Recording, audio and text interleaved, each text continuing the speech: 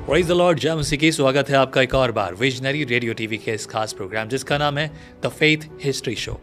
ऐसा इतिहास जो भारतीय मसीह लोगों के लिए है लेकिन पता नहीं है। चलिए बात करते गए इस 3 जुलाई को क्या है। 3 जुलाई एक खास तारीख जो सिर्फ इतिहास नहीं बल्कि आत्मिक पहचान का प्रतीक है।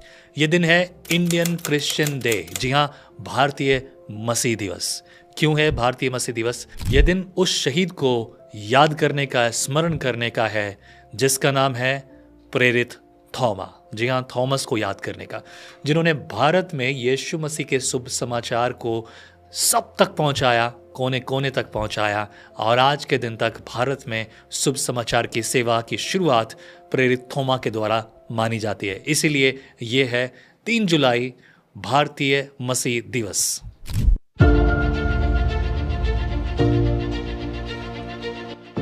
बहुतों को लगता है कि भारत में मसीह विश्वास पश्चिमी साम्राज्यवाद के साथ आया है, लेकिन सच्चाई इससे कहीं और अधिक गहरी है। आइए उस सच्चाई को जानते हैं। भारत में मसीह विश्वास की शुरुआत AD 52 में जब प्रभु यीशु के शिष्य प्रेरित थोमा भारत पहुंचे, कोडंगलुरु के केरल तट पर, तब शुरुआत हुई।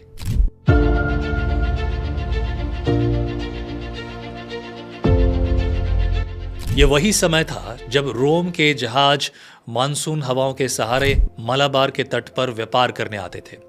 यह आसान बात नहीं थी, लेकिन उस समय यह पूरी दुनिया में बहुत मशहूर था। भारत उस समय पूरे विश्व के लिए खुला व्यापार का स्थान था। लोग आते थे, चीजें लेकर जाते थे, चीजें देकर जाते थे। यहाँ यहूदी बसाहट भी पहले से थी। प्रेरित थोमा ने यहीं पर सुसमाचार सुनाया, लोगों को बपतिस्मा दिया और 7 कलीसियाओं की स्थापना की। इसके बारे में मैंने एक दूसरी वीडियो में इसके लिए डिटेल में बताया है, जहां पर यरूशलेम द्वार और एलिया के रथ के उतरने के भी कुछ प्रमाण मिलते हैं यहूदी विश्वास के अनुसार। उन्होंने तमिलनाडु तक यात्रा की और अंततः 3 जुलाई AD 72 को माल्यापुर चेन्नई में शहीद हुए।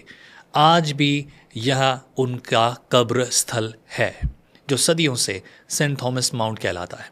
सेंट थॉमस की मृत्यु साधारण मृत्यु नहीं थी, परंतु उनकी हत्या की गई थी, वो भी शुभ समाचार के कारण।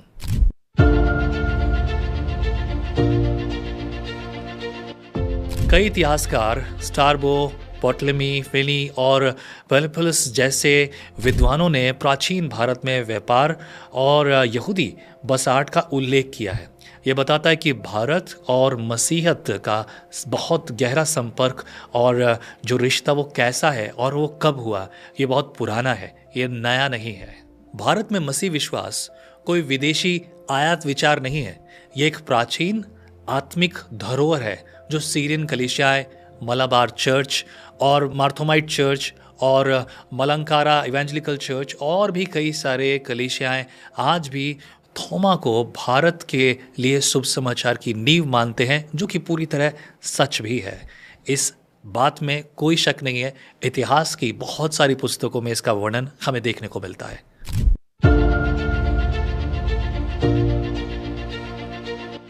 सीरिया के एक संत एफ्रेम ने भी लिखा, थोमा और भारत ये दोनों नाम अलग नहीं किए जा सकते। उनकी अस्थियां एडेसा लाकर प्रतिष्ठित की गई।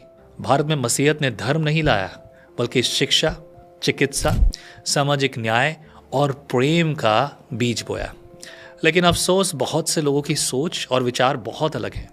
जैसे कि कई हिंदू संगठन झूठा धर्म परिवर्तन का आरोप लगाते हैं, भोले भाले कम पढ़े लिखे लोगों को और जवानों को बरगलाते हैं, अपने राजनीतिक करियर को बनाने के लिए उनको इस्तेमाल करते हैं।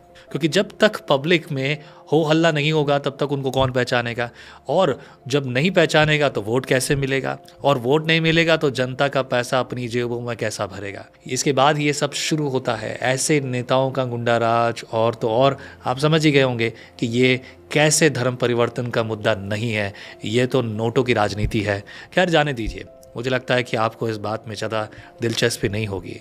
आप पहले से ये सब अच्छे से जानते हैं, पर मुझे लगता है आपको इस बात से क्या फर्क पड़ता है।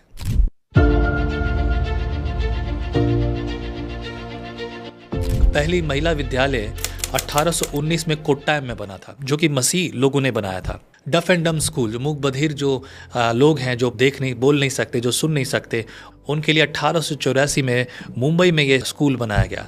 सीएमसी वेल्लूर लुधियाना में और वेल्लूर में बहुत ही प्रसिद्ध विश्व जो है अस्पताल हैं, जो आज के दिन तक सभी विश्वास के लोगों के लिए खुले हैं।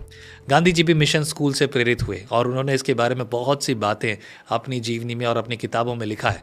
वो अलग बात है कि आज के लेखक उन सब बातों को मिटाने में लगे हैं, लेकिन सच्चाई तो है, इतिहास है, और वो इतिहास मैं आपके सामने रखना चाहता हूँ।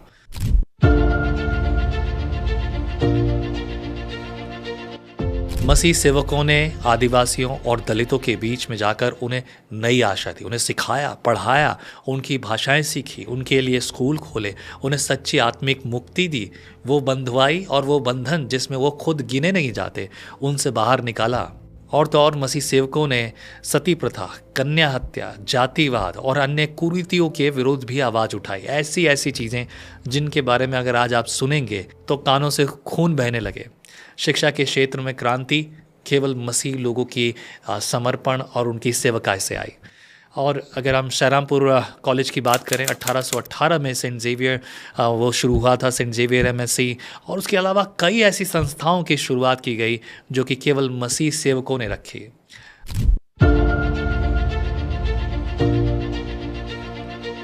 आज का भारत, स्कूल, अस्पताल, चर्च और लोग, ये जितने भी आप देखते हैं, इसकी शुरुआत मसीह लोगों ने की थी।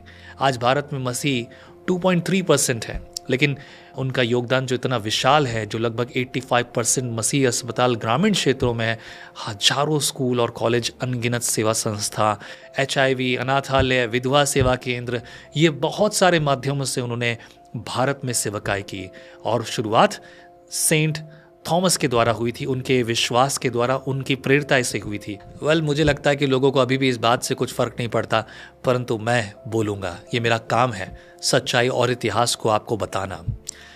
हम भारतीय मसीह प्रेरित थोमा के विश्वास को हमेशा सजो कर रखते हैं, वो विश्वास जो कि वो वहाँ से लेकर आए। ऑफकोर्स वो डाउटिंग थॉमस थे, लेकिन वो मसीह विश्वास को भारत लेकर आए।